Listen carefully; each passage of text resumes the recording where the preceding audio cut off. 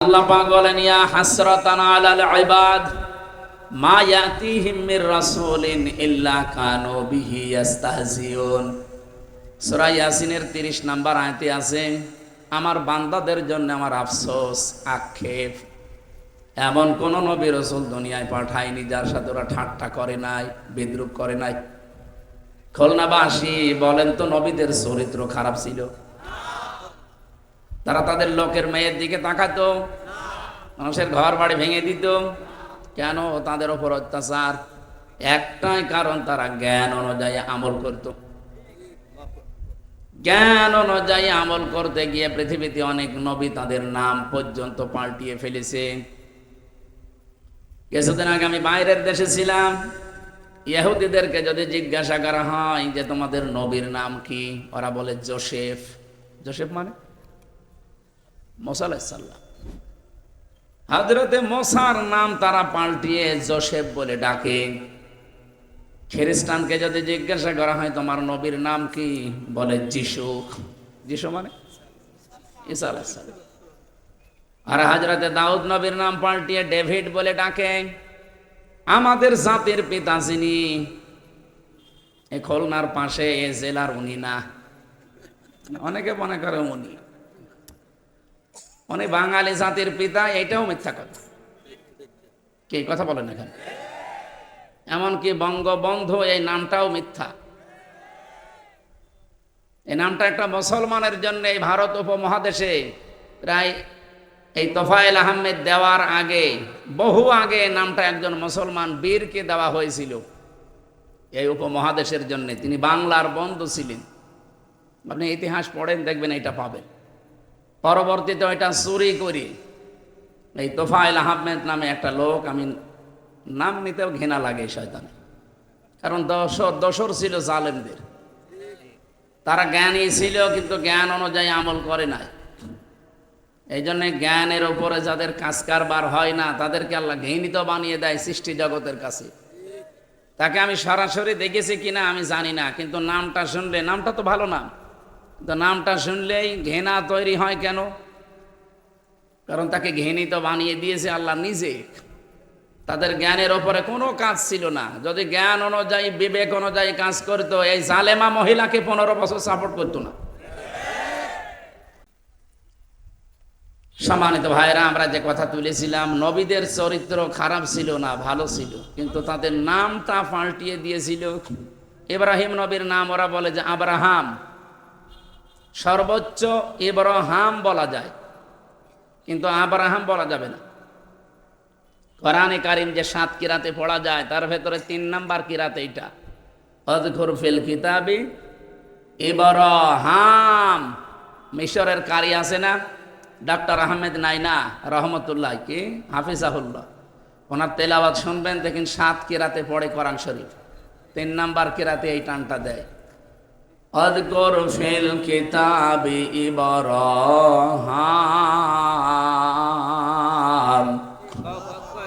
ইব্রাহিম, ইব্রাহাম, কিন্তু ইব্রাহিম মি বলা যাবে না। এই শব্দটা অনারবি শব্দ, উজমা বলা হয়। ইব্রাহিম, ইসমাইল, ইসহাক, ইয়াকুব, এই শব্দগুলো আরবি শব্দ না। কথা বুঝতেছেন? কোন ভাষার শব্দ? অনারবি শব্দ। এটা আরবিতে ব্যবহার করেছেন আল্লাহ। কোরআনে কারিমে যেহেতু আছে, যারা বালাগাত মানতেক পড়ে, আরবি গ্রামার যারা জানে, এরাব দেওয়া যারা বোঝে, অনারবি শব্দতে কখনো আপনি মানে জের দিতে পারবেন না। শেষে হয় জবর দেবেন, নাই পেশ দেবেন। ওই জন্য ইব্রাহিম মা হবে, নাই মো হবে, মি বলা যাবে না। যেহেতু একটা ক্লাস চলছে না, আরবি গ্রামারের ক্লাস চললে আমরা এসবগুলো ভেঙে ভেঙে আপনাদের বলতাম। আমি বোঝাতে চাই যে ইহুদিরা, তারা আমাদের জাতির পিতা যিনি, আল্লাহর ঘোষণা দেওয়া, এটা কি আমরা বানিয়েছি? মিল্লাতা আবিকুম ইব্রাহিম হুয়া সাম্মাকুমুল মুসলিমিন। তোমাদের জাতির পিতার নাম ইব্রাহিম আলাইহিস সালাম, কারণ তিনি তোমাদের নাম রেখেছেন মুসলমান। এখান থেকে একটা মাসলা বের হয়। এদিকে তাকান। বাবা হিসাবে উনি আমাদের ওপর একটা দায়িত্ব পালন করেছে। যেহেতু আমরা বাবা, জাতির বাবা মানি কাকে? ইব্রাহিমকে। বলেন বলেন, শুধু বাংলাদেশে আমরা না, তামাম দুনিয়ায় 210 কোটি মুসলমান এখন সবাই বলে জাতির পিতা। আরো জোরে বলেন, জাতির পিতা। আর যারা জোর করে বানাতে চেয়েছিলেন তার নাম মানুষ বলে ঘোড়ার ডিম। আমি বাকিটা বললাম না। জোর করে সম্মান পাওয়া যায় না, এটা প্রমাণ হয়ে গেছে। জোর করে সম্মান দেওয়ার জন্য একেবারে 14 বংশ উঠে পড়ে লেগেছিল। আগস্টের 5 তারিখের বিকাল আসতে আসতে সম্মান মাটির সাথে মিশিয়ে দিয়েছে। এমনকি যেখানে যেটা ছিল চোখ কান নাক সব তুলে ফেলেছে। আর কুষ্টিয়ায় যেটা ছিল ওটা মাটির সাথে অলরেডি একেবারে মিশিয়ে দিয়েছে। ওইটা এখন আল্লাহ চত্বর বানিয়েছে। আমার মনে হয় বাংলাদেশের প্রত্যেকটা গুরুত্বপূর্ণ জায়গায় আল্লাহর 99টা নাম লিখে কাঁচ দিয়ে ঢেকে রাখা দরকার। অন্তত চতুর্পাশে যখন মানুষ ঘুরবে একটা নাম হলেও যেন উচ্চারণ হয়। তাছাড়া আবার ছাতা মাতা কি উল্টাপাল্টা জিনিস দিয়ে। মুসলিম দেশগুলোতে আমি ভ্রমণ করে দেখেছি, বিশ্ব রোডের সাথে তারা আল্লাহু আকবার, সুবহান আল্লাহ, আলহামদুলিল্লাহ, লা হাওলা ওয়ালা কুওয়াতা ইল্লা বিল্লাহ, আস্তাগফিরুল্লাহ এগুলো লিখে রাখে।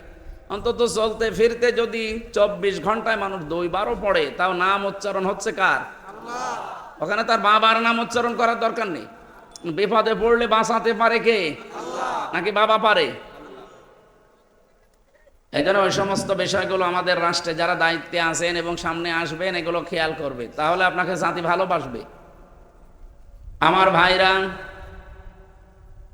পিতা হিসাবে তিনি এই যে হুয়ার ফাইল, তিনি সরাসরি নিজে হুয়া সাম্মাকুমুল মুসলিমিন। আমি তাফসিরে পড়েছি এই হুয়ার ফাইল কর্তা 2 জন। 1 নম্বরে নাম দিয়েছে আল্লাহ নিজের নাম, যে আমি তোমাদের নাম মুসলমান রেখেছি। 2 নম্বরে নাম দিয়েছে আমাদের পিতা, জাতির পিতা যিনি কি। এখানে একটা মাসলা এসেছে, পিতা হিসাবে কেউ যদি দায়িত্ব পালন করতে চায় কমপক্ষে তারে 12টা দায়িত্ব পালন করা লাগে। কিন্তু সন্তান জন্ম দিলে আপনি বাবা হতে পারবেন না। কমপক্ষে 12টা দায়িত্ব আপনাকে পালন করাই লাগবে, না এটা কিয়ামতে আপনিও ধরা খাবেন। 1 নম্বরে আপনার দায়িত্ব সন্তান হওয়ার পরে তার একটা অর্থবোধক নাম রাখা। কি কত বাবা এখানে বসে আছে, অর্থবোধক নাম রাখা দূরের কথা, নাম রেখে দিয়েছে ছেলের ডেঞ্জার। আমি জেলখানায় একজনের নাম পেয়েছিলাম ডেঞ্জার, আর একজনের নাম সুইডেন আসলাম। নাম শুনে বোঝা যাচ্ছে ভেতরে কিছু আছে। একদিন আমার কাছে ফাঁসির কন্ডেম ছেলে এসে দেখা করে গেছে। কি ভাই আপনি এত রাতে বাইরে? আসরের পরে তো কাউকে বাইরে থাকতে দেয় না, সবাই তো তালাবদ্ধ হয়ে যায়, আপনি? হুজুর আমার নাম সুইডেন আসলাম। ওরে বাবা, বলেন যা বলবেন বলেন। নাম ওসা, চেহারাও তা সেই রকম লম্বা চড়া উষা, সেই রকম মোটা গোটা। চেহারা দেখলে আপনি মনে হবে যে 1 গ্লাস পানি খায়। ওনার নামে একটা সিনেমাও তৈরি হয়েছিল বাংলাদেশে, আসলাম ভাই, যে মান্না। আপনারা তো আর এইসব জগতে নেই, আপনারা আল্লাহর ওলি। নাম শোনেননি কোনোদিন? ওনার জীবনী নিয়ে এই সিনেমাটা বানিয়েছে। কি ভয়ঙ্কর মানুষ হতে পারে বলেন। এখন বাইরে এসেছে, 27 বছর ছেলে ছিল। তাহলে সন্তানের নাম আপনাকে রাখা লাগবে একটা অর্থবোধক নাম। কিয়ামতের দিন আল্লাহ যখন মাফ করার জন্য কিছুই পাবে না, তখন নামের ওসিলায়ও মাফ করে দেবে।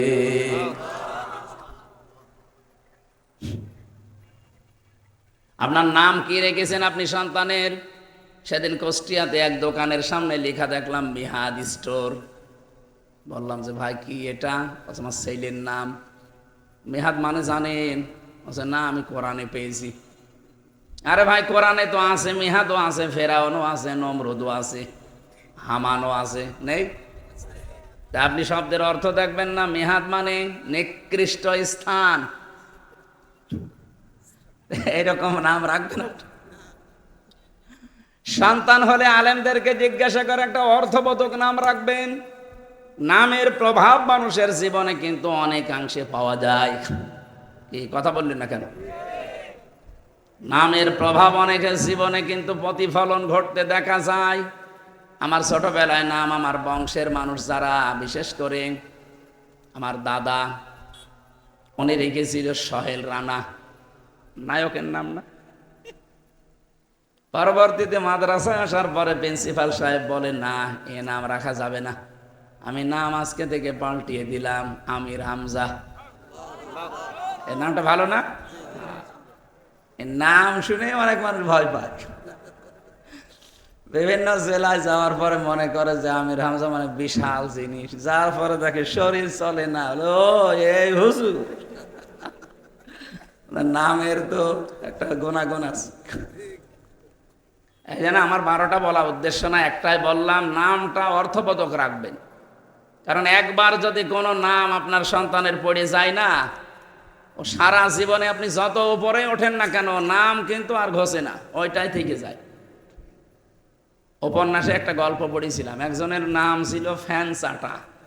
একটা নাম হইল, লোকটা বলছে আমি গরিব ছিলাম, আমাকে বলতো চাতা, আমি কিছুই মনে করি নাই, কিন্তু এখন আমি ধনী হয়ে গেছি, আমার নাম আমি এইটা আর রাখবো না, পাল্টাবো। নাম পাল্টাতে হলে তো এলাকার মানুষকে জানানো লাগবে। তখন তো আর এই ফেসবুক, টুইটার, ইউটিউব ছিল না। এলাকার মানুষদেরকে ডাক দিয়ে একটা গরু ছাগল জবাই করে খাওয়াচ্ছে যে আজকে নাম পাল্টাবো।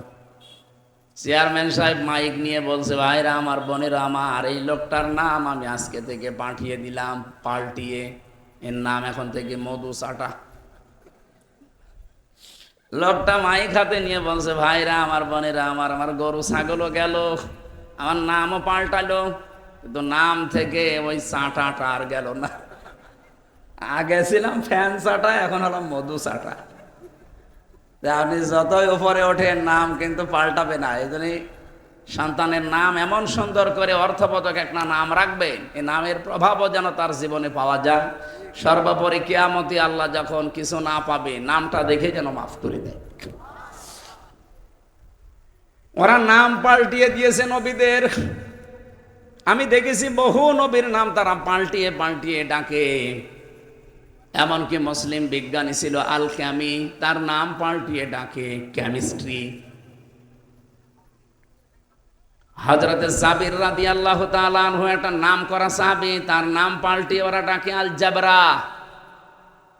এই বাংলাদেশেও নাম পরিবর্তনের হেডিক তৈরি হয়েছিল এই 15.5 বছরে।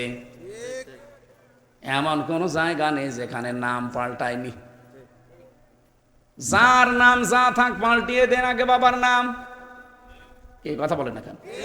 এমনকি টয়লেটের নামও আমি দেখেছি বঙ্গবন্ধু টয়লেট। কি গো, আমি কি ওখানে যে এই নাম জপব?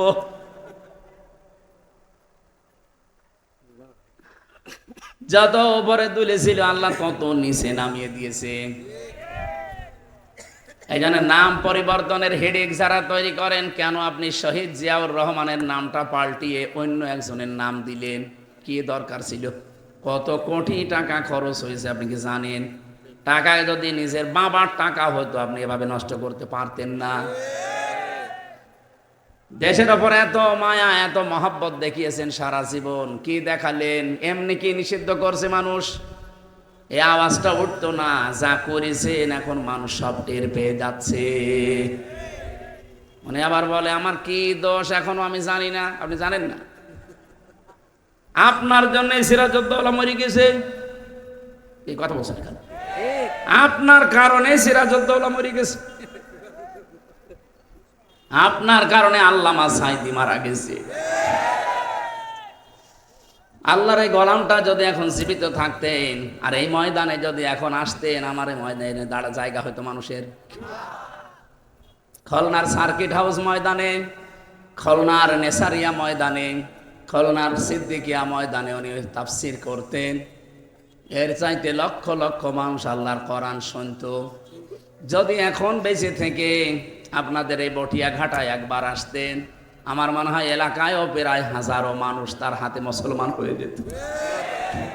কারণ 13 বছর জেলখানায় থাকার পরে তার ঈমান যা ছিল আরো বহুগুণে বেড়ে গেছে। আল্লাহর বান্দার সাথে আমি একবার দেখা করতে পেরেছিলাম হাসপাতালে। আমার মাথায় হাত দিয়ে বলছিল, হামজা, খুলনায় আর চট্টগ্রামে যদি যেতে পারো বের হয়ে, এই সমস্ত মানুষকে জানাবা যে কোনোদিন আমি সাইদি কোরআনের কথা বলতে পিছপা হইনি। আপনারা বাঁচতে দিলেন না লোকটাকে। সুতরাং নাম পাল্টে আপনি কি করবেন?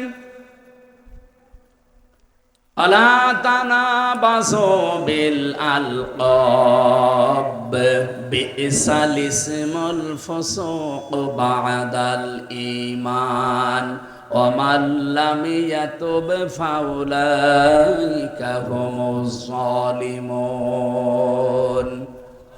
রব্বুল আলামিন বলেন, মানুষের নাম বিকৃত করে, পরিবর্তন করে, উল্টা পাল্টা করে ডাকবা না। যারা এগুলো করে এরা যদি তাওবা না করে এরা জালেম। সুতরাং আল্লামা শফির নাম যারা তেতুল হুজুর দিয়েছেন তারা জালেম। এক কথা বলে দেখেন, আল্লামা সাইদের নাম যারা দেদু শিকদার দিয়েছেন আপনার জালেম। শহীদ আব্দুল কাদের মোল্লার নাম যারা কসাই কাদের দিয়েছেন আপনারা জালেম। যার যার নাম পাল্টি আজ বিচার করেছেন সব এখন ফাঁস হয়ে যাচ্ছে। এগুলো সব ছিল অন্যায়, অবৈধ, একজন মানুষের মন রক্ষা করার জন্য। আগামীতে কোনো মানুষের মন রক্ষা করার জন্য দেশ আর চলবে না। এই দেশ চলবে আমার মনে হয় আল্লাহর কোরআন দিয়ে। ৯৬% মুসলমান এখানে আমরা বাস করি। আমার বাড়িতে যদি আমার আইন না চলে যেমন আমার খারাপ লাগে, আমার বাড়িতে আমার হুকুম না চললে যেমন আমার কষ্ট হয়। আমার বাড়িতে আমার হুকুম জারি করে দিলাম, আমার বউ শোনে না, মেয়ে শোনে না, ছেলে শোনে না, ভাই শোনে না, খারাপ লাগবে না? বলেন না কেন? এ জমিন কার? হুকুম দেওয়ার মালিকও দিয়ে আল্লাহ। আলাহুল খালক ওয়াল আমরু তাবারাকাল্লাহু রাব্বুল আলামিন। বানিয়েছি আমি, সিদ্ধান্ত আমার। কিন্তু দুঃখজনক হলেও সত্য, মেয়েরা কয়েকদিন আগে কিছু মেয়ে নামে হিজরা, এরা নারী নীতির নামে কিছু পয়েন্ট দিয়েছে। আমি ৩১৮ পৃষ্ঠায় পড়েছি। এখানে 10টা কোরআনের আয়াতের বিরুদ্ধে ওরা এই রিপোর্টগুলো জমা দিয়েছে। তার 3 নম্বরে ছিল দেহ আমার, সিদ্ধান্ত আমার। আপনি বললেই হবে দেহ আপনার, সিদ্ধান্ত আপনার, মানে দেহ আপনার বাবা দিয়েছে, আপনার মা দিয়েছে। আপনার বাবা আর মা হয়তো শুধু বিছানায় ছিল এতটুকুই, কি বাকি কি সব কাজ আমার আল্লাহ নিজে করেছে। ওই বীর্যটা থেকে শুরু করে হামজা বানিয়েছে কে? বাবা শুধু বীর্যটাই দিয়েছিল। ফালিয়ানজুরিল ইনসানু মিম্মা খুলিকা মিম্মা দাফিকি ইয়াখরুজু মিন বাইনিস সুলবি ওয়াত তারাইব। আল্লাহ পাক বলেন, মানুষকে একটু নজর করে দেখে না তার জন্মের দিকে কি দিয়ে তাকে বানালাম। দ্রুত গতিতে বের হয়ে যাওয়াই না পাক পানিটা দিয়ে। এখানে সলবন আল্লাহ 1 বছর দিয়েছেন, তারাইব দিয়েছেন বহু বছর। আলেমরাদেরকে বলছি, কোনোদিন চিন্তা করেছেন কেন আল্লাহ সলবন 1 বছর দিলেন আর তারাইব কেন বহু বছর দিলেন? এখরুজু তিনি বের করেন মেমবাইনিস সলবি ওয়াত তারাইব। আল্লাহ পাক বলেন সলবন হচ্ছে পুরুষের লজ্জাস্থানের নাম আর তারাইব হচ্ছে মেয়েদের লজ্জাস্থানের নাম। কেন আমি 1 বছর এটা দিলাম, এটা বহু বছর দিলাম জানো? এই পৃথিবীতে পুরুষের তুলনায় সন্তানকে দুনিয়ায় নিয়ে আসা পর্যন্ত কমপক্ষে 3 গুণ কষ্ট মায়ের বেশি হয়। বাবার তো দায়িত্ব শুধু বিছানায় শেষ। মায়ের এই কষ্টটা দুনিয়ায় আজ পর্যন্ত কেউ ভোগ করে নাই। যে 10 মাস 10 দিন পেটে রাখা কোনো বাবা টের পেয়েছে না, এটা শুধু মা টের পেয়েছে। এই জন্যে নবীজি আয়াতের দিকে তাকিয়ে মায়ের সম্মান 1 গুণ বাড়িয়ে দিয়েছেন। 2 নম্বরে ডেলিভারির যে কষ্টটা, বিজ্ঞান এখন এই কষ্ট পরিমাপ করেছে। এই এদিকে থাকা, পৃথিবীর প্রত্যেকটা জিনিস পরিমাপ করার যন্ত্র আছে। এই যে কষ্ট পেলে মানুষ কিভাবে কষ্ট পায় আর কষ্ট কিভাবে মাপ দিতে হয় এর একটা যন্ত্র আছে, ইউনিট বলা হয়। পৃথিবীতে যত শক্তিশালী পুরুষ আমরা আছি, সর্বোচ্চ 45 ডিগ্রি 45 ইউনিট কষ্ট আমরা সহ্য করতে পারি, এর বেশি দিলে আপনি মরে যাবেন। বিজ্ঞান এখন কম্পিউটারে দেখাচ্ছে এই পৃথিবীতে একটা মা দুনিয়ায় সন্তান নিয়ে আসতে 57 ইউনিট কষ্ট সহ্য করে। পৃথিবীর কোন পুরুষ পারবে না। এই জন্য মা বাপ যাদের আছে, বিশেষ করে মা যাদের আছে, দোয়া নেবেন তাদের কাছে, খেদমত করে খুশি রাখবেন। আমি সহ যারা আছি, দুনিয়া সব একদিকে, মা যেন একদিকে, বলেন আমি। এরকম সন্তান হওয়া যাবে না, বলেন বলেন। 3 নম্বরে বিশ্বনবী জানিয়েছেন, সন্তান হবার পরে যে 2 বছর, এই 2 বছর পর্যন্ত যারা দুধ পান করা, এটা দুনিয়ার কোনো বাবা আজও করায়নি। করিয়েছে? বাবা করাবে কি দিয়ে? আমার মেশিন পত্র আছে। দায়িত্ব আল্লাহ জানে মাকে দিয়েছেন। যদিও মায়ের দুধ পান করার দায়িত্বটা না, বাবারই দায়িত্ব।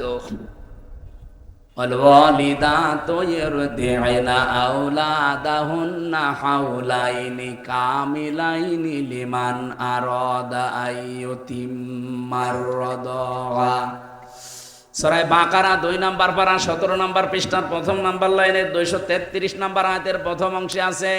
এটা তাফসিরে ফি জিলালিল কোরআনে তথ্যটা পাবেন।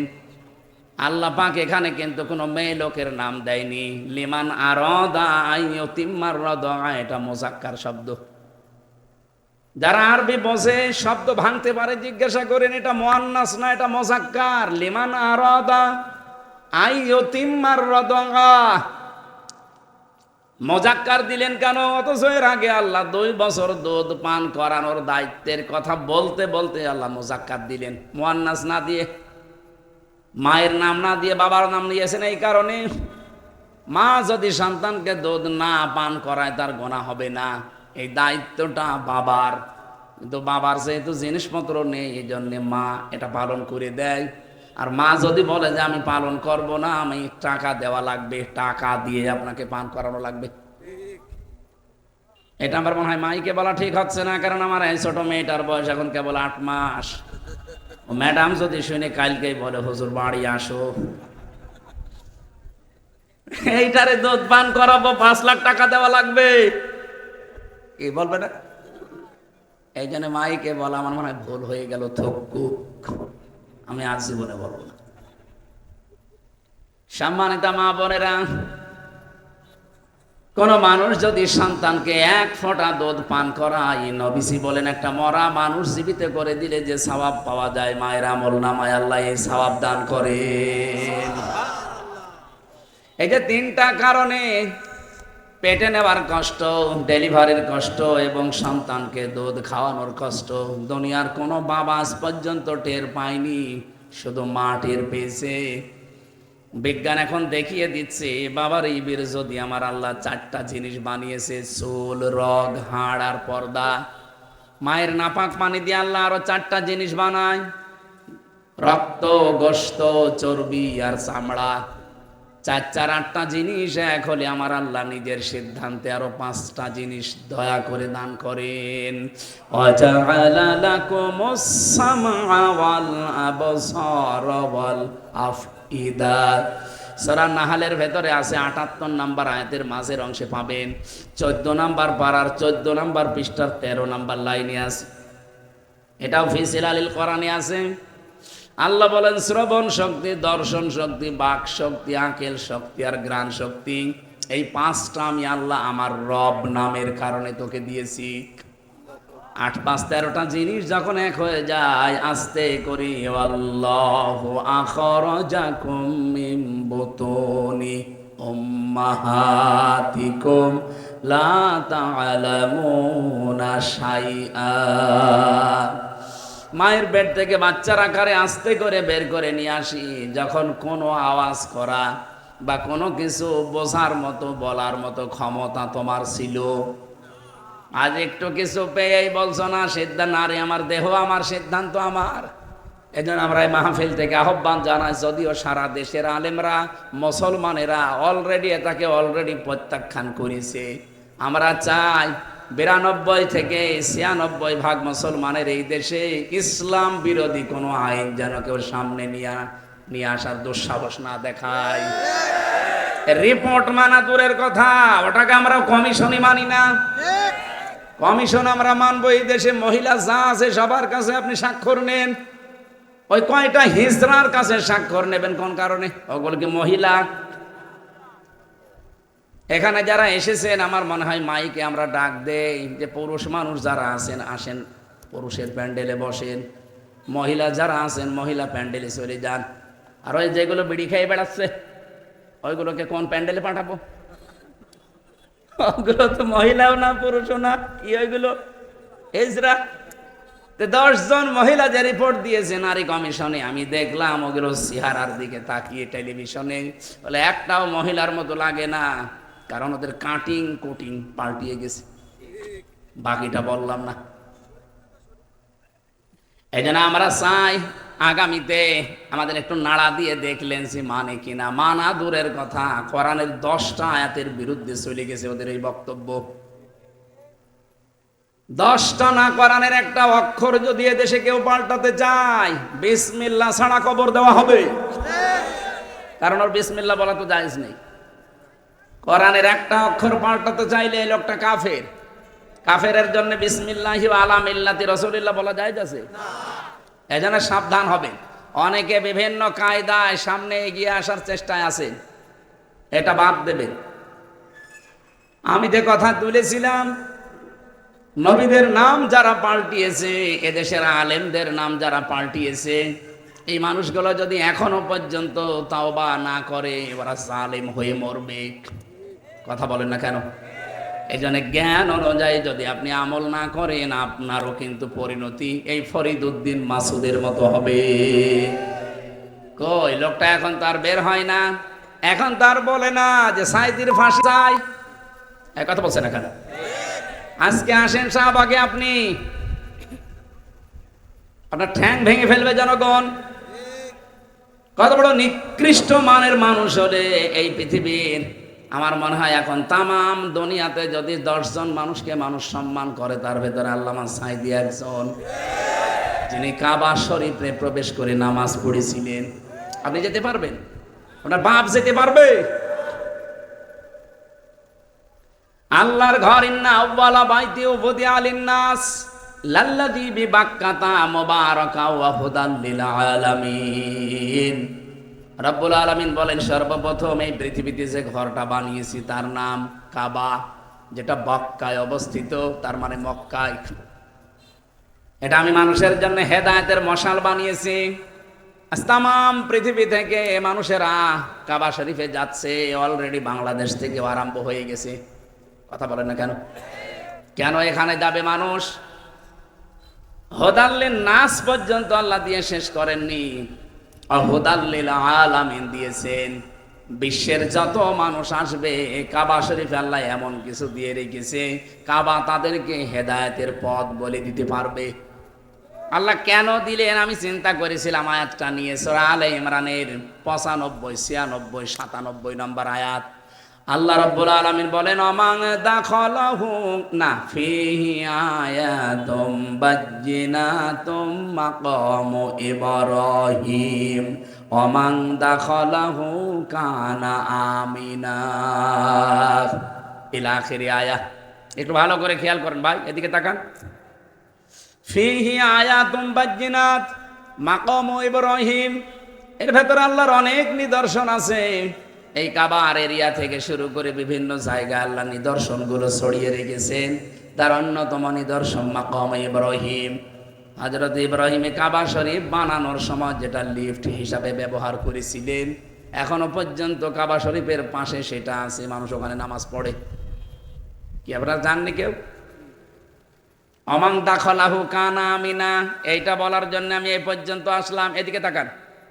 অমান দাখালাহু কানা আমিনা, কেউ যদি এই কাবায় প্রবেশ করে আল্লাহ তাকে নিরাপত্তা দিয়ে দেয়।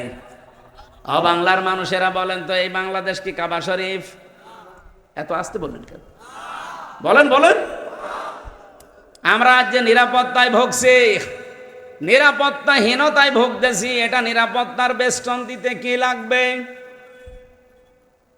আল্লাহ যে কাবার নাম কিছু প্রশংসামূলক কথা বলার পরে যে কি বলছিলেন, ইন্না আউওয়ালা বাইতি উবুদিয়া লিন-নাস লাল্লাযী বিবাক্কাতা মুবারাক ওয়া হুদাল লিল আলামিন ফিহি আয়াতুম বাজ্জিনাতুন মাকামু ইব্রাহিম। এরপরে দিয়েছেন কি, ওয়ামান দাখালাহু কানা আমিনা। এখানে যদি কেউ প্রবেশ করে তাকে নিরাপত্তা দিয়ে দেয় কে? এবার আমার প্রশ্ন করার পরে আমি আলেমদেরকে জবাব চাই, কেন কাবা শরীফের এরিয়াতে প্রবেশ করলে আল্লাহ নিরাপত্তা দিয়ে দেয়, অথচ কাবার বাইরে যান দেখেন সেখানে ছিনতাই হয়, চুরি হয়, ডাকাতি হয়? আমি নিজে তো সাক্ষী, বহুদিন ছিলাম। কিন্তু কাবার এরিয়ার ভেতরে প্রবেশ করলে আপনি নিরাপত্তা পেয়ে যাবেন। বহু চিন্তা ভাবনা করে আমার এই মেধায় একটা জিনিস ধরা পড়েছে, কাবার এরিয়ার ভেতরে কোনো শিরিক নেই। কি যারা জানে যায় জিজ্ঞাসা করেন তো, কাবার এরিয়ার ভেতরে কোনো শিরিক পাবেন না? কোরআনে কারিমে আল্লাহ সূরা আনআমের ৮২ নম্বর আয়াতে জানিয়েছেন, আল্লাযীনা আমানু ওয়া লাম ইয়ালবিসু ঈমানাহুম বিযুলমিন উলাইকা লাহুমুল আমন ইলা আখিরি আয়াত। যারা ঈমান আনবে এবং ঈমানের সাথে জুলুম, এখানে জুলুম মানে শিরিক, ঈমানের সাথে যারা শিরিক মিশ্রণ করবে না, রব্বুল আলামিন বলেন উলাইকা লাহুমুল আমন, এই মানুষগুলোই আমি আল্লাহর পক্ষ থেকে নিরাপত্তার হকদার।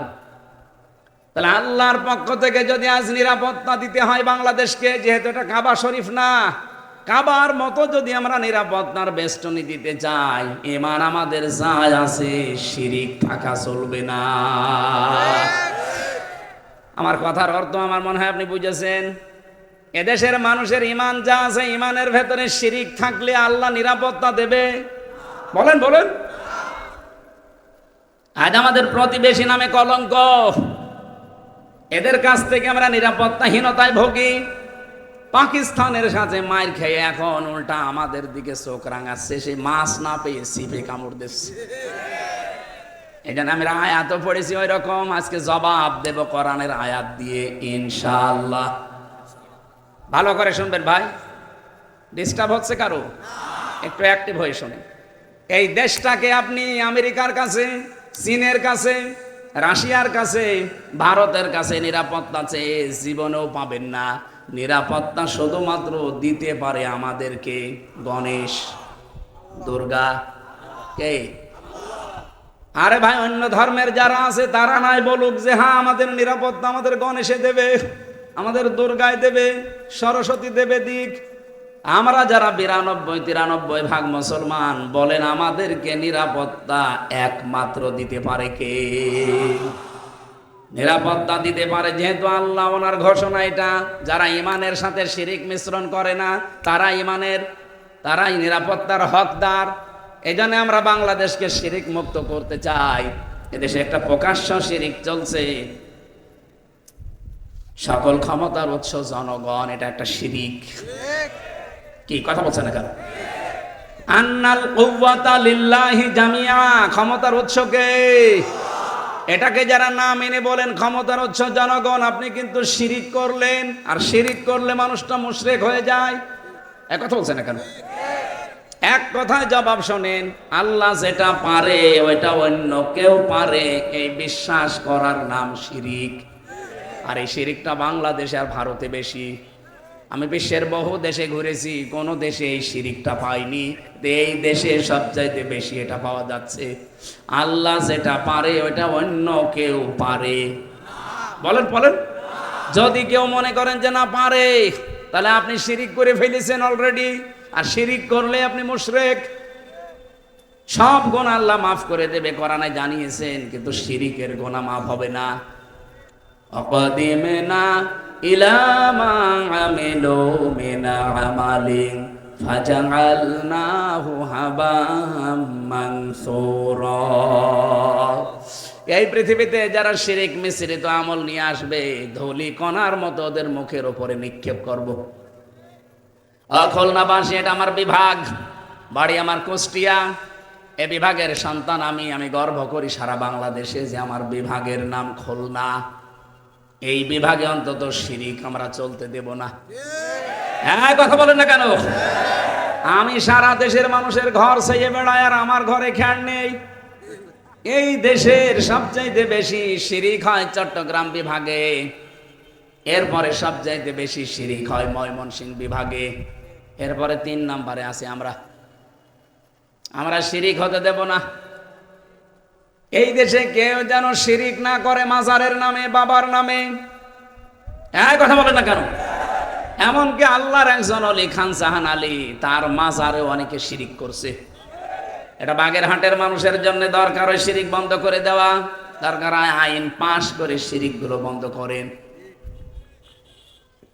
এই খুলনা বিভাগে যত জায়গায় মাজার আছে, মাজার গুলো সম্মানের জায়গা, সম্মানে থাকবে। তাহলে সেখানে যে আপনি শিরিক করবেন কেন? এ বিভাগে জন্ম নিয়ে যেমন আমার গর্ব হয়, আমার আফসোসও একটা আছে। কারণ আমার বাড়ি যেখানে, সারা পৃথিবীতে একটাই মাত্র জায়গা যেখানে নিরাপদে গাঁজা খাওয়া যায়, লালনের মাজা। পুলিশ পাহারা দিয়ে গাঁজা খাওয়াই। এটা আমার আফসোস লাগে। আল্লাহ এমন জেলায় আমি আসলাম। আমার ভাইরা, আমি যে কথা তুলেছিলাম ভালো করে শোনেন। জ্ঞান অনুযায়ী আমল না করলে কিন্তু আপনি নিরাপত্তায় থাকতে পারবেন না। সুতরাং এই দেশে আমরা আর কাউকে শিরিক করতে দেব না। ক্ষমতার উৎস একমাত্র আল্লাহ, এটা আমরা প্রমাণ সামনে করেই ছাড়বো ইনশাআল্লাহ। কথার অর্থ যদি বোঝেন, আমি আর নিচে নামলাম না। যারা আজ বিভিন্ন কায়দা কৌশল করছেন মানুষের মন পাওয়ার জন্য, জীবনেও মন পাবেন না। কারণ মানুষকে বানিয়েছে আল্লাহ, মানুষের মনও বানিয়েছে আমার আল্লাহ। এদেশের মানুষ এখন অলরেডি বুঝে ফেলেছে যে এই দেশকে নিরাপত্তার বেষ্টনী দেওয়ার জন্য ইসলাম ছাড়া বিকল্প নেই। গোবিন্দ পরামানিক পর্যন্ত সেদিন বলেছে, এই খুলনায় সেদিন এক হিন্দু নেতা বলছিল, এই দেশে যদি ইসলাম আসে আমরা সব চাইতে বেশি নিরাপত্তায় থাকতে পারবো। সুতরাং অন্য ধর্মের মানুষ এখন বুঝে ফেলেছে যে মানুষের তৈরি করা আইনে এখন আর শান্তি নেই। শান্তি আসতে পারে শুধুমাত্র আমার আল্লাহর তৈরি করা আইনে। আমি যাদের সম্মান কামনা করেছি, দিন যত যাবে তাদের সম্মান তত বাড়িয়ে দেবে আমার আল্লাহ। যদি ঈমান থাকে শিরিক মুক্ত, এবং তাদের ঈমান অনুযায়ী যদি আমল করে, তার জ্ঞান অনুযায়ী, যাদের নামই বললাম, এত মানুষের নাম আপনারা দিয়েছেন, এই মানুষগুলোর সম্মান মর্যাদা আল্লাহ দুনিয়া আখিরাতে তাদের ঈমান আর আমল অনুযায়ী যেন আল্লাহ বাড়িয়ে দেন। বলেন আমিন। দরুদ আর সালাম পাঠ করার মাধ্যমে আজকের তেলাওয়াতকৃত আয়াত সূরা সফ, 61 নাম্বার সূরা কোরআনে কারিমে। কত নাম্বার বলেন? বলেন। 61 নাম্বার সূরা, 2টা রুকু আছে। মদিনায় অবতীর্ণ হয়েছে, 14টা আয়াত আছে, মাত্র একটা আয়াত পড়েছি, 4 নাম্বার আয়াত। খুব ভালো করে মিলিয়ে নেবেন এখান থেকে। যেহেতু অলরেডি এই আয়াত থেকে একটা তথ্য নিয়ে পাকিস্তান আমাদের মুসলিম ভাইরা যা দেখিয়ে দিল দুনিয়াকে, এই বনিয়ান মারসুস, সীসা গলা প্রাচীর, এটা ফজরের পর থেকে আরম্ভ করে মাত্র 6 ঘন্টা অপারেশন চালিয়েছিল। ভারত অপারেশন করেছিল, অপারেশন সিঁদুর। ওদের জবাবে এরা বানিয়েছে অপারেশন বনিয়ান মারসুস। 6 ঘন্টা পরে ওরা এখন নমস্কার করে বলছে, দাদা আমাদের দরকার নেই। ভারতের যে ক্ষতিটা হয়ে গেল এই নরেন্দ্র মোদীর ভুল সিদ্ধান্তের কারণে, আমার মনে হয় ভারতবাসীর এখন দরকার এই কোলাঙ্গারকে টেনে হিসড়ে নামিয়ে দেওয়া। কোরআনে কারীম জানিয়েছে, ওয়ায়াজআলুর রিজসা আলাল্লাযীনা লা ইয়াকিলুন। সূরা ইউনূসের 100 নাম্বার আয়াতের শেষের দিকে আছে, এই পৃথিবীতে কোনো মানুষ যদি বিবেক অনুযায়ী কাজ না করে, তাহলে তার উপরে আল্লাহ নিজে ভুল সিদ্ধান্ত চাপিয়ে দেয়। কথা বোঝেন আমার? ভালো করে বোঝে। কোনো মানুষ যদি তার বিবেক অনুযায়ী কাজ না করে, তার জ্ঞান অনুযায়ী যদি কাজ না করে, কমন সেন্স আকিল, তাহলে আল্লাহ বলেন তার উপরে আমি রিজসা, ভুল জিনিস চাপিয়ে দেই। এই নরেন্দ্র মোদী নামে পৃথিবীর নিকৃষ্ট এই শয়তান, এই কোলাঙ্গার, একে মানুষ বলা ঠিক নাই, আল্লাহর ঘর ভেঙে ফেলেছে। একটা জানোয়ার। কথা বলে না কেন? আপনি আজ দুপুর 12:30টার একটা রিপোর্ট পেয়েছি, আমেরিকা পাঠিয়েছে তাম পৃথিবীর 257টা দেশ, এর ভেতরে নিকৃষ্ট মানুষের তালিকা যারা শাসক 1 নম্বরে নাম দিয়েছে তারা হাসিনা। এটা সবচাইতে নিকৃষ্ট মানুষ এই দুনিয়ায় এখন 1 নাম্বার। 2 নম্বরে নাম দিয়েছে ওনার স্বামী খ্যাত এই নরেন্দ্র মোদী। 3 নম্বরে নাম দিয়েছে নেতানিয়াহু এই শয়তান ইসরায়েলেরটা। 4 নম্বরে নাম এসেছে বাশার আল আসাদ সিরিয়ার। 5 নম্বরে নাম এসেছে, ওটা এখন আর নেই, ওটা মরে গেছে, হিটলার। 6 নম্বরে আর একজনের নাম এসেছে, ও নাম আমি এখন নিতে পারবো না, কিছুদিন পরে নেব। এই 6 জনের নাম তারা আন্দাজে বানায়নি, বানিয়েছে মানব অধিকার নষ্ট করার কারণে। এই মোদি তামাম দুনিয়ায় যা করে দেখালো মানব অধিকার নষ্ট করে। ও বলছে আমি জঙ্গি হামলা চালিয়েছি। কেন জঙ্গি হামলা চালাতে গিয়ে মসজিদ ভাঙলেন? কি আপনি যদি জঙ্গিদেরকে মারবেন তো মারেন, আমরা আপনার পক্ষে আছি। জঙ্গি নিজেই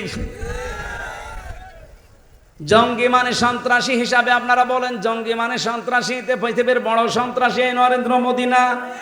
আপনি তাকিয়ে বলেন তো, আল্লাহর ঘর যারা ভেঙে দিতে পারে তাদের মতো সন্ত্রাসী দুনিয়ায় আবার কে আছে? কত মুসলমানকে আপনি বিদায় করে দিলেন বিনা কারণে। আপনার এই ভুল সিদ্ধান্তের কারণে আজকে ভারতে কত নিরপরাধ মানুষও কিন্তু এই যে সৈন্যবাহিনী তারা কিন্তু একেবারে কুকুরের মতো মরিয়ে পড়ে আছে। এই মানুষগুলোর মায়ের বুক খালি করলেন এই ভুল সিদ্ধান্তের কারণে। এই জন্যই তো আল্লাহ এমন কিছু চাপিয়ে দিয়েছে যে এখন উঠে আসা সম্ভব না। যা ক্ষতি করে ফেলেছে ভারতে, এটা এখন 50 বছর লাগবে এই ক্ষতি পোষাতে ওদের। এখন আমরাও চাই বাংলাদেশে যারা আছেন তারাও যদি ভুল সিদ্ধান্ত নেন, বিবেক কাজে না লাগান, কমন সেন্স যেটা দিয়েছে, আকল যেটা বলা হয়, এটা যারা পেয়েছেন যদি কাজে না লাগান, ভুল সিদ্ধান্ত চেপে বসবে, তখন সামাল দেওয়া কঠিন হয়ে যাবে। 14 বার সুযোগ দিয়েছিলাম, একবারও ভালো হননি। আর আল্লাহর ঘোষণা আছে, মানুষ যখন পাপের সীমা ছাড়িয়ে যায় তখন আল্লাহ তাকে আর ঘুরিয়ে নিয়ে আসার কোনো রাস্তা থাকে না। ফেরাউনও কিন্তু পাপের সীমা যখন ছাড়িয়েছে তখনও বলেছে আন্নাহু লা ইলাহা ইল্লাল্লাযী আমানাত বিহি বানু ইসরাঈল ওয়া আনা মিনাল মুসলিমিন। আমি তো ঈমান এনেছি বনি ইসরাইল, যার উপর ঈমান এনেছে তার উপরে, আমি তো মুসলমান। ওয়া আনা মিনাল মুসলিমিন, আমি মুসলমান। এর বড় ফেরেশতারা আমারে পানিতে চুবায় আবার তোলে। আল্লাহ ডাক দিলেন, আল আন আকাদ আসাইতা ক্বাবলু ওয়া কুনতা মিনাল মুফসিদিন। এখন এর আগে তুমি বড় স্বৈরাচার ছিলে, সন্ত্রাসী ছিলে, তোমার কারণে আমার বহু বান্দা দুনিয়া থেকে বিদায় নিয়েছে বিনা কারণে। তোমার কারণে হাজার হাজার বান্দা কষ্ট পেয়েছে বিনা কারণে।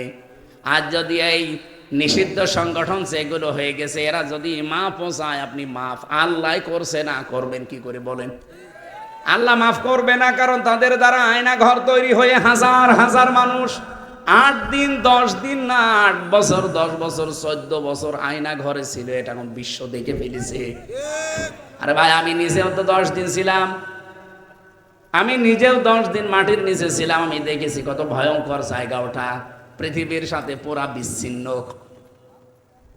আমি 5 ওয়াক্ত নামাজের ভেতরে 4 ওয়াক্ত নামাজ জানতাম না যে এখন কয়টা বাজে। শুধু যখন ডিউটি পাল্টাতো বুঝতাম এখন মনে হয় এই সময়। কারণ যারা আসতো ওরা তো মানুষ না, মানুষ নামের কলঙ্ক। জিজ্ঞাসা করলে মা বাপ তুলে গালি দেয়। আমি বলি যে ভাই একটু নামাজ পড়বো, কয়টা বাজে? এমন এমন অফিসার আমাদের পাহারায় দিত, নামাজের কথা বললেই খেপে যায় যে নামাজ দিয়ে কি হবে? নামাজ দিয়ে যদি কিছু হয় তে মাটির নিচ থেকে তোরে নিয়ে যায় না কেন? কি বলবেন বলেন? এমনি পতন হয়েছে ওদের, আল্লাহর আরশ পর্যন্ত কেঁপে গেছে। 4 ওয়াক্ত নামাজ আমি নিজে বলছি, এই যে কোরআন আমার সামনে, আমি নিজে 4 ওয়াক্ত নামাজ আন্দাজে পড়েছি। আমি জানি না কোন দিকে পশ্চিম, আমি জানি না কোন দিকে কেবলা, কারণ আমার পেছনে হাত হ্যান্ডকাপ দিয়ে বাঁধা, আমার মাজায় দড়ি লাগিয়ে ওরা টাঙিয়ে রাখার চিন্তা করেছিল 11 ঘন্টা। আমার চোখ তো কালো কাপড় দিয়ে বাঁধা, মাটির নিচে শুধু ছল করে আওয়াজ হয় পানির। আমার মনে হয় পাশ দিয়ে কোনো ড্রেন ছিল। এমন জায়গায় আমি জানতাম না যে এখন কোথায় আছি। আমার তো তাও 10 দিন পরে জেলখানায় দিয়ে দিল। কিন্তু ব্যারিস্টার আরমান 8 বছর একাধারে একটা ঘরে কাটিয়েছে। আপনি নিজেকে একটু দাঁড় করান তো, ওই জায়গায় কেমন লাগে আপনার? 8টা বছর 10টা বছর একটা মানুষ পড়ে আছে, এমনকি নিজের নামও সে ভুলে গেছে। আমাকে যেদিন ওখান থেকে বের করে কোর্টে চালান করে আমি দেখেছি, ওই দেওয়ালের সাথে কেউ গরম বড় বড় নখ দিয়ে খুশিয়ে লিখে রেখেছে, ভাইরা কেউ যদি বাইরে যেতে পারেন এই নাম্বারটায় জানাবেন যে আমি অমক বেঁচে আছি। এখনো পর্যন্ত অনেকে জালেমের সাফাই গায় যে কি করেছে বুবু, কি করেছে, আপনার সাথে তো করেনি, আমার সাথে করেছে আমি জানি। এরকম চেয়ার দেখিয়েছিল আমারে। এই যে আয়না ঘর আবিষ্কার হওয়ার পরে যে চেয়ার দেখেছেন, ওটা তো কারেন্টের শর্ট দেওয়া চেয়ার, ওটা তো ঘোরে।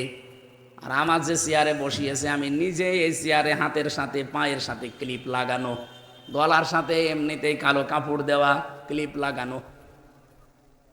একবার টিপ দেবে, একবার টিপে আপনি 1 মিনিটে 120 বার কাঁপবেন, মাথার মগজ উলটপালট হয়ে যায়। এতটুকু শেষ করে দিলে তো বাঁচি না। আমারে নিয়ে এসেছিল এই নখ তোলার জন্য, যে একটা টিপ দিয়েছে মাত্র। আজ পর্যন্ত 4.5 বছর চলছে। 3 বছর তো জেলে ছিলাম, আর 1 বছর বের হয়ে গেছে। এই 4.5 বছরে এখনো নখটা আমার ভালো হয়নি। এই দেখেন একটা চাপ শুধু। কিন্তু আমার আগে একজনকে নিয়ে গেল ছাত্র দলের এক ভাইকে, ওরে এভাবে মেশিং দিয়েছে। আমারে বলছে, হুজুরে যে এটা দিয়ে নখ তুলি আমরা। এখানে হাতের সাথে আর পায়ের সাথে মেশিং লাগিয়ে শুধু একটা টিপ দেবে, একবারে নখগুলো সব উঠে চলে আসবে। আরে ভাই, নখ উঠে গেলে ছেড়ে দে না, ওর ওপর আবার লবণ ছিটিয়ে দেয়।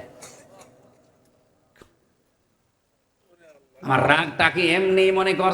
আপনি নিজেকে ওই জায়গায় একটু 3 বছর দাঁড় করান তো আপনার কেমন লাগে। আমি তো যোগাযোগ বিচ্ছিন্ন ছিলাম, জানি না যে বাইরে কেউ বেঁচে আছে না মরে গেছে। কারণ আমার সিসি ক্যামেরা দিয়ে রেখেছিল, কেউ আমার সাথে যেন কথা না বলে। 3টা বছর আমি জানি না আমার মা বাবা আছে কিনা।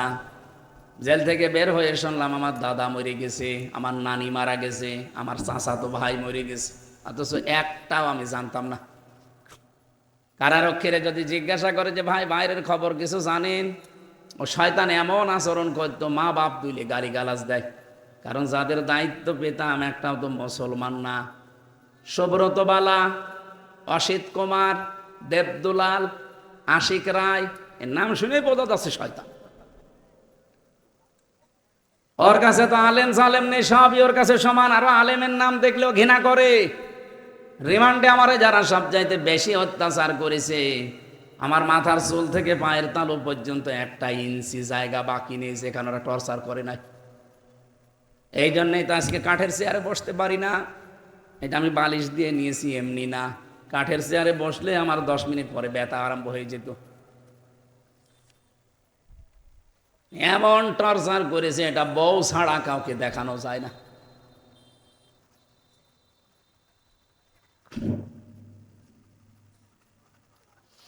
আমার ভাইরা, আমি যে কথা আপনাদের শোনাতে চাই, নিষিদ্ধ এমনি এমনি করে না, আর নিষিদ্ধ এমনি এমনি হয়ও না। অনেকগুলো পাপ জমা হয়ে আছে। ফেরাউনকে যেমন আল্লাহ ফেরত আসার আর সুযোগ দেয়নি, ওর পথ যারা স্বৈরাচারী মনোভাব নিয়ে এগিয়ে গিয়েছে তাদেরকেও আল্লাহ আর ফেরত দেবে না। আগামীতে কেউ যদি ওরকম মনোভাব নিয়ে চলেন, 5 বছর পরে দেখবেন আপনার বাড়ি ওই জালেমদের মতো শ্মশান হয়ে গেছে। এই জন্যই তো একজন বলছে ওদেরকে নিষিদ্ধ করার দাবি তুলছে, 2 দিন পর যদি আমাদের তোলে। আপনার এত ভয় কেন? আপনি কি স্বৈরাচার?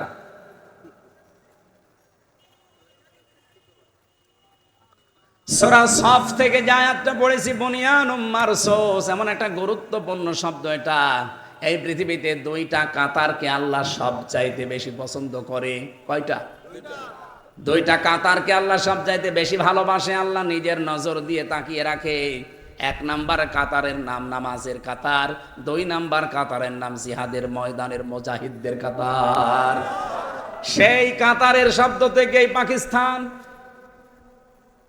যেটা ছেড়ে দিয়েছে ওইটার নাম বুনিয়ানুম মারসুস।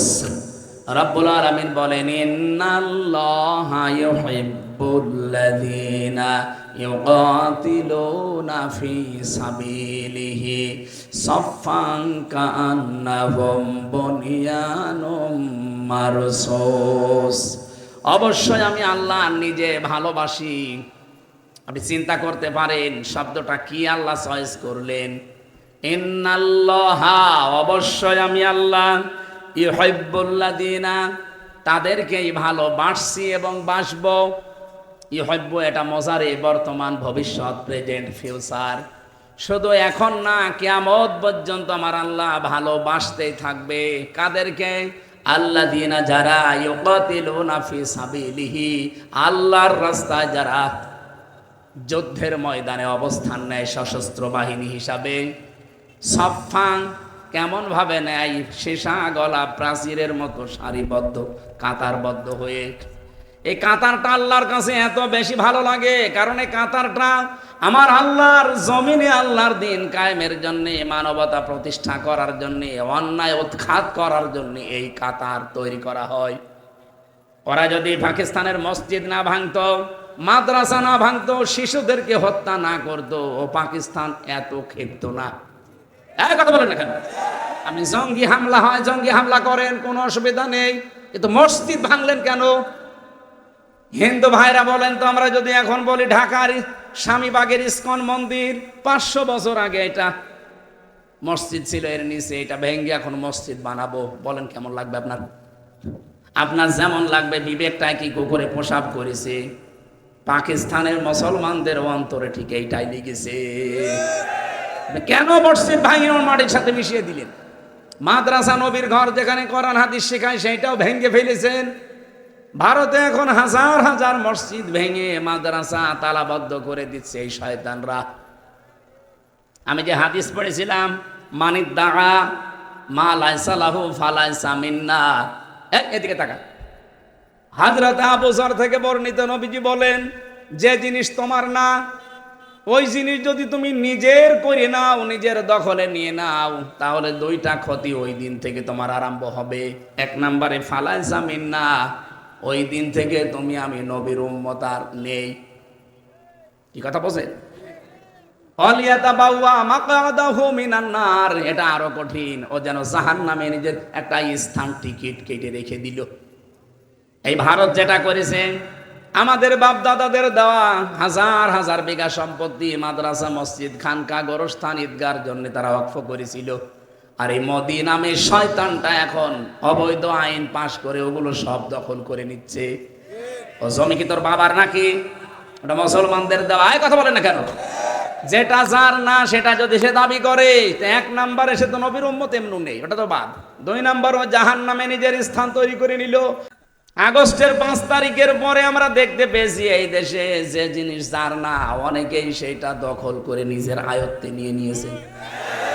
এটা হয়তো খুলনায় নেই, যারা নিয়েছেন যেটা আপনার না, ওইটাকে ফেরত দিয়ে দেন, নয়তো ওই দিন থেকে আপনি নবীর উম্মত আর নেই। এটা একটু কড়া হয়ে গেল? কিছুই হয়নি এখনো, কেবল ডোজ শুরু হচ্ছে। যারা যা নিয়েছেন ফেরত দিয়ে দেবেন। হ্যাঁ, এখানে একটা অপশন আছে হাদিসের টিকায়, এই যে ফা আছে না মাঝখানে, ফালাইসা মিন্না।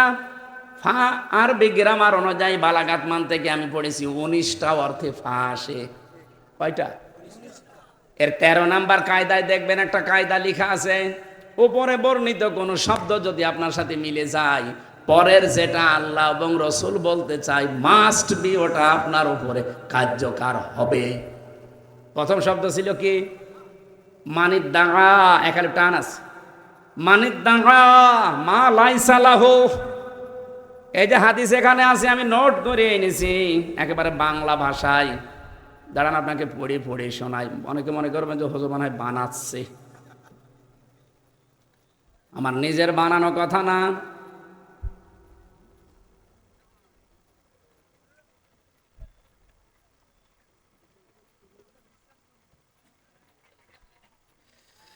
মানিদ্দাআ মা লাইসা লাহু ফালাইসা মিন্না ওয়ালিয়াতাবাওয়া মাকআদাহু মিনান নার।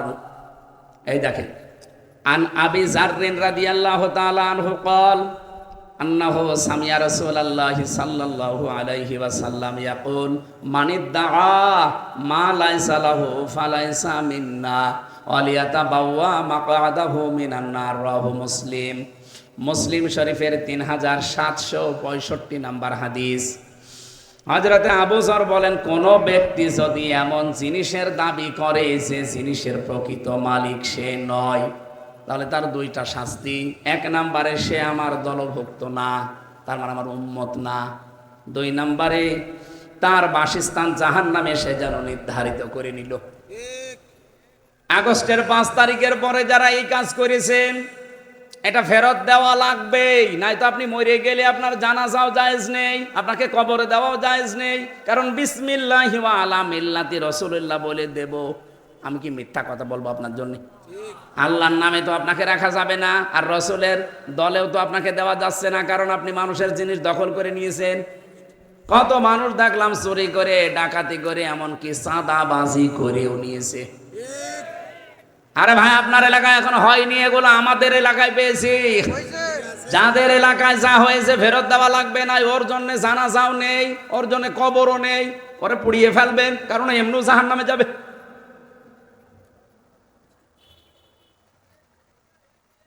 আমি বললাম না টিকায় একটা কথা আছে যে হাদিসের টিকায় পড়বেন, মুসলিম শরীফের যে নাম্বার বললাম টিকা পড়বেন, আমি দেখেছি।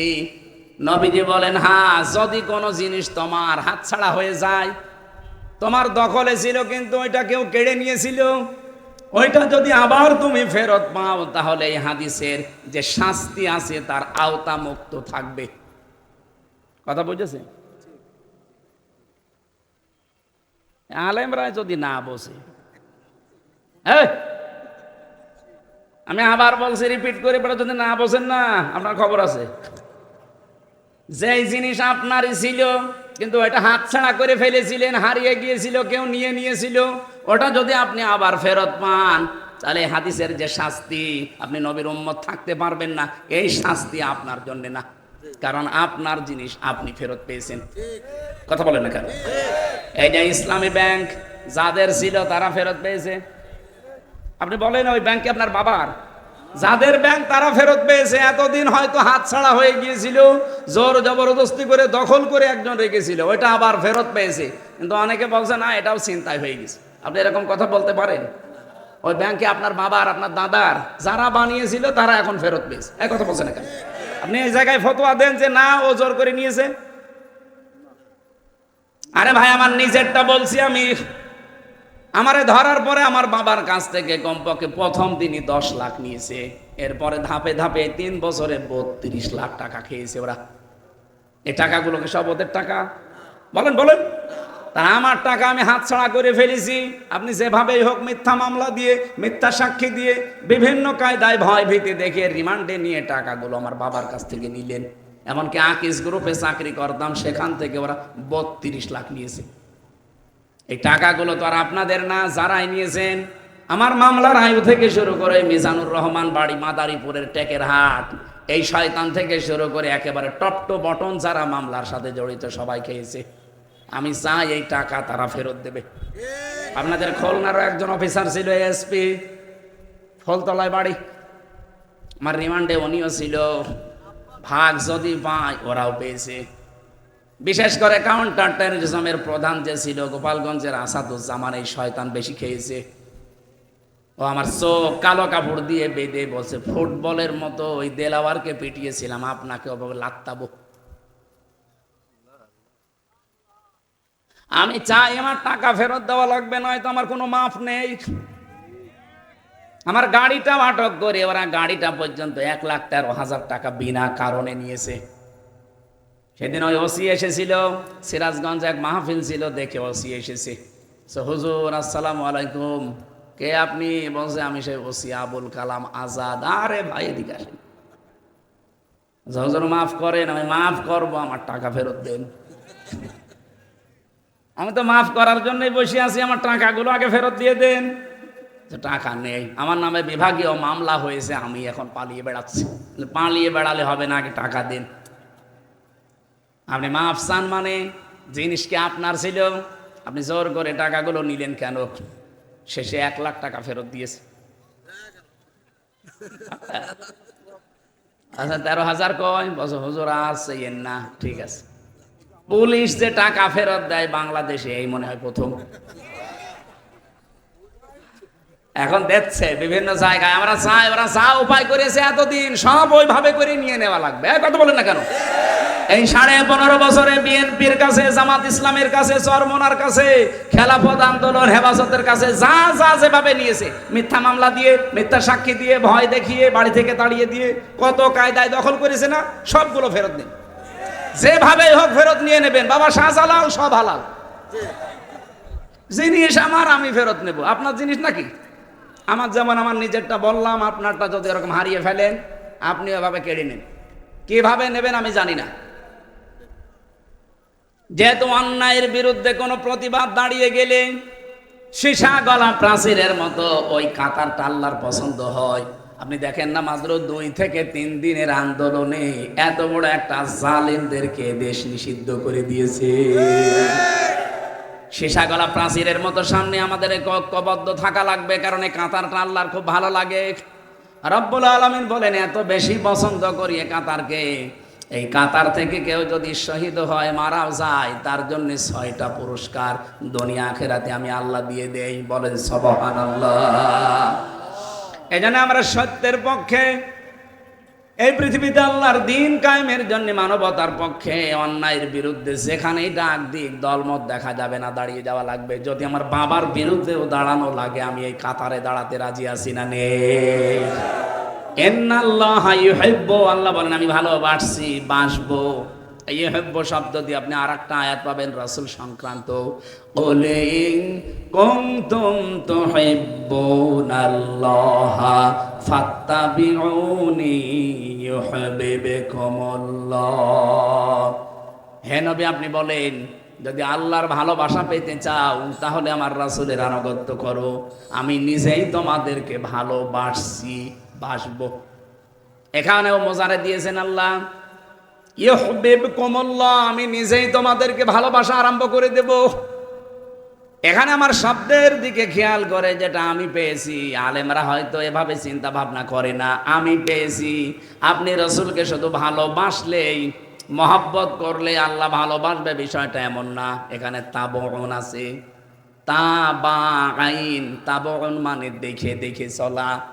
আমার নবীজি নবুয়ত পাওয়ার পর থেকে একেবারে ইন্তেকাল পর্যন্ত 23 বছরে যেভাবে যেভাবে চলেছে ওইভাবে দেখে দেখে চলার নাম হচ্ছে ইত্তেবা।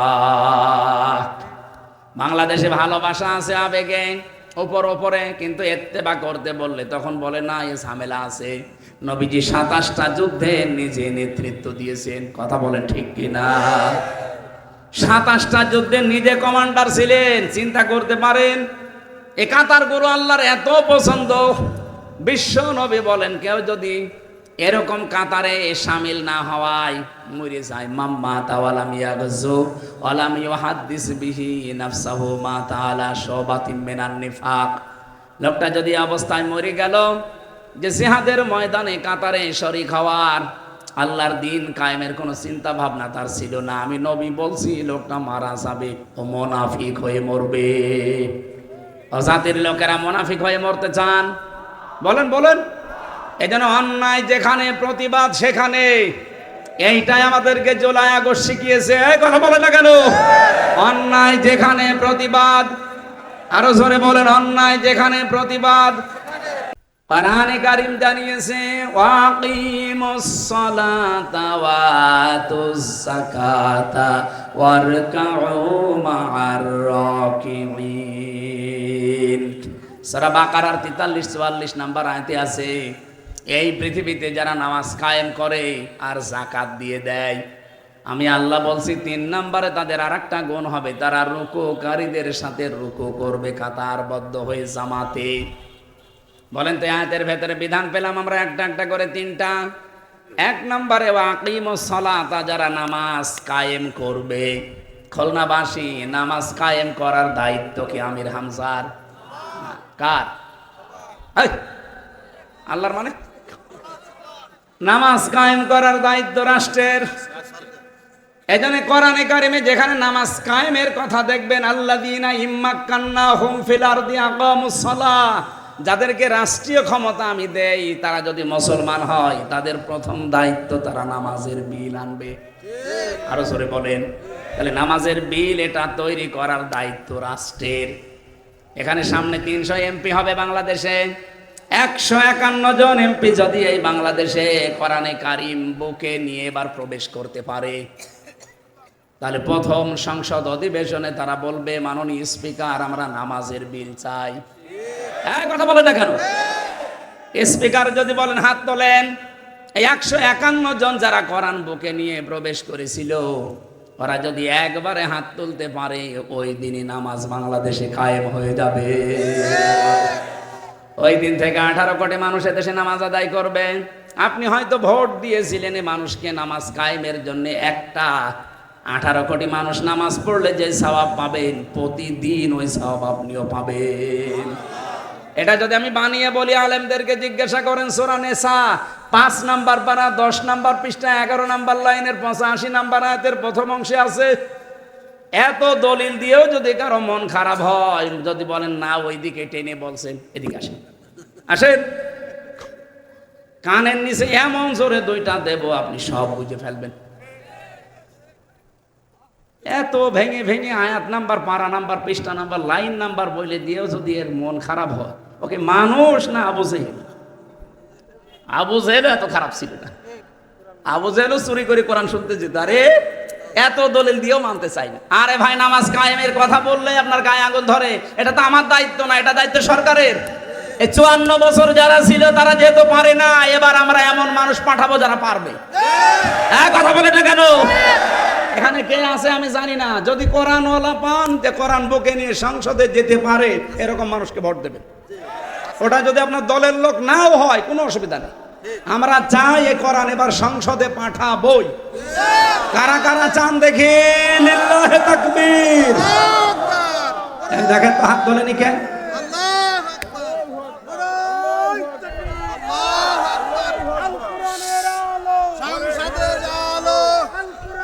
আলহামদুলিল্লাহ ভাই, এই হাত দোলা যেন আল্লাহ কবুল করেন এবার কোরআনকে সংসদে নেওয়ার জন্য।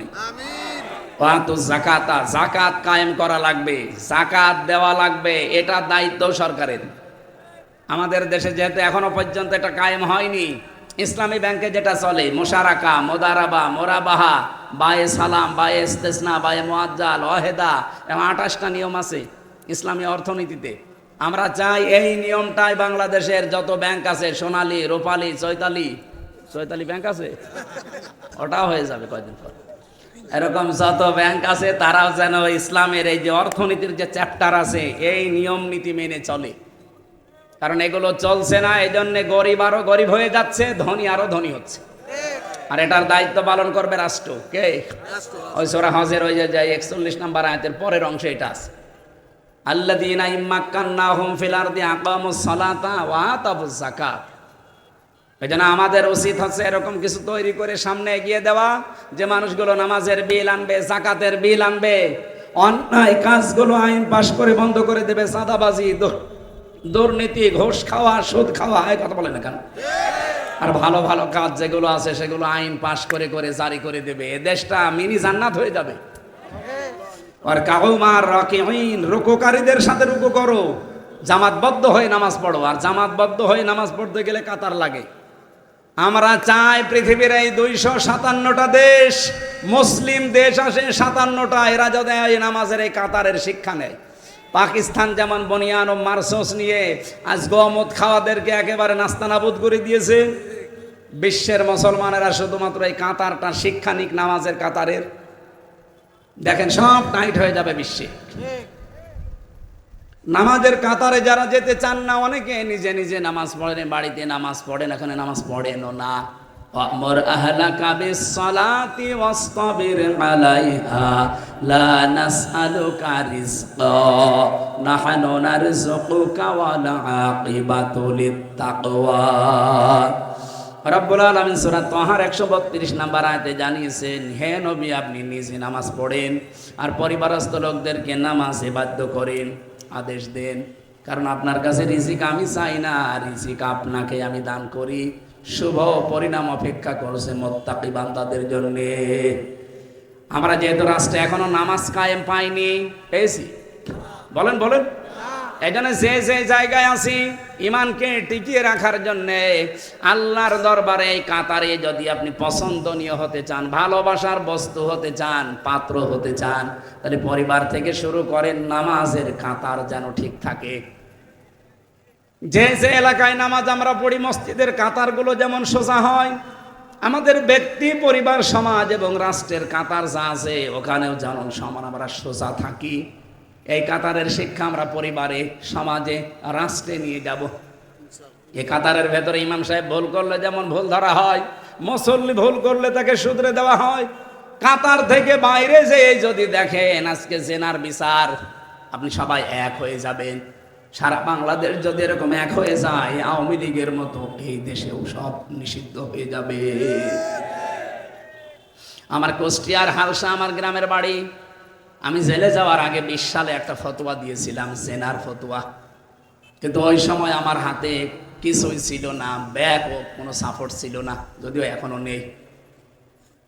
জেনার বিচার যেটা আছে, আমি রায় দিলাম, যে ফতোয়া দিলাম এইটা, যে জেনার বিচার হচ্ছে যদি সাক্ষী প্রমাণ হয়ে যায় তাহলে মাটির নিচে গেড়ে আপনি পাথর মেরে মেরে ফেলবেন যদি বিবাহিতা হয়, আর যদি অবিবাহিতা হয় তাহলে 80টা বেত্রাঘাত করেন। যেহেতু তারা দুইজনেই বিবাহিতা, সাক্ষ্য প্রমাণ সবই ধরা পড়ে গেছে, তারা নিজেরাও স্বীকার করেছে। বলেন তো এই জায়গায় বিচারটা যদি রাষ্ট্রে ইসলাম থাকতো, ওদেরকে সঙ্গে সার করা হতো না? হতো না? আর আমি ফতোয়া দিয়ে চলে আসলাম, যদি ওই জায়গায় বিচার কার্যকর করে আসতাম, আমার মনে হয় ওই মহিলাকে সঙ্গে সার করার আগে আমারে করতো। পুলিশে তার পরের দিনে আমরা ধরে বলতো, হুজুর এদেশে ইসলাম কি রাষ্ট্রীয় অবস্থায় আছে? আপনি ফতোয়া পর্যন্ত দেন, কার্যকর করতে গেলেন কেন? আসেন আপনাকে সঙ্গে সার করি। আমরা আগে আগে আগামীতে চাই, আমাদের পেছনে যেন আমাদের এই কোরআনের ব্যাকআপ থাকে। এদেশের প্রত্যেকটা কেন্দ্রীয় মসজিদের ইমাম হবে, খতিব হবে এক একজন বিচারপতি। যেমন কাবা শরীফের বিচারপতি যিনি আব্দুর রহমান সুদাইসি, উনি শুধু কাবার ইমাম না, উনি বিচারপতিও। উনি যেটা রায় দেবে ওইটাই ওদের আইন। এইটাই এদেশে চাই না, এমনি অন্যায় বন্ধ হয়ে যাবে। কাতার সোজা করার শিক্ষা হচ্ছে এইটা। আজ আমরা নামাজের কাতারের শিক্ষা পরিবারে, সমাজে, রাষ্ট্রে যদি নিয়ে যেতে পারি, এই কাতারটা আল্লাহর সবচাইতে বেশি পছন্দ। এই দুইটা কাতার যেহেতু আল্লাহ ভালোবাসেন, পছন্দ করেন, এই দুই কাতারে থাকতে রাজি নেই আমরা? বলেন বলেন। মেয়েরা যারা এসেছেন, স্বামীকে উদ্বুদ্ধ করবেন সৎ পথে থাকার জন্য। অবৈধ পথে যাওয়ার জন্য উদ্বুদ্ধ করলে আপনার হাসর হবে লূত নবীর স্ত্রীর সাথে। এক কথা বলেন না কেন? আমার এলাকার একটা ঘটনা আমি পড়েছিলাম, দেখেছিলাম নিজে। এই লোকটা কোনো কাজ কারবার ছিল না, তার বউটাও বাজার করে জোয়া খেলে, বাজার থেকে এই যে টাস খেলে, জোয়া খেলে টাকা পেয়েছে, বাড়িতে বাজার করে নিয়ে গেছে 2 ব্যাগ।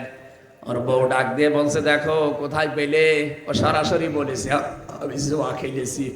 বউ বলে, না, পেটে আমার এখন যে সন্তান আছে, এই সন্তান এখনো পর্যন্ত পরিপক্ক হয়নি, এটা আমি ফেলেও দিতে পারি, কিন্তু তুমি যে হারাম খাবার নিয়ে আসলে, এটা খেয়ে যেটা আসবে এটা জন্মগতভাবে হারামজাদা হবে।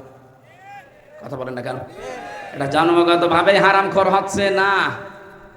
দরকার তুমি এই সমস্ত কাজ কারবার ছাড়বা, নাইতে আমারে বাদ দিবা। কয়েক মাসের ভেতরে সে পরিবর্তন হয়ে নিজেকে কন্ট্রোলে নিয়ে এসেছে, এখন কাজ করে খায়। মেয়েরা যারা এসেছেন, আপনাদের শুধু নামাজ পড়া, রোজা রাখা, কালো বোরকা পরা ইবাদত না, স্বামীকে দিনের পথে চালানোর জন্য ওই মহিলার মতো কঠোর হওয়া ইবাদত। আল্লাহ মেয়েদেরকে খাদিজাতুল কুবরার মতো বানিয়ে দিন, আমিন।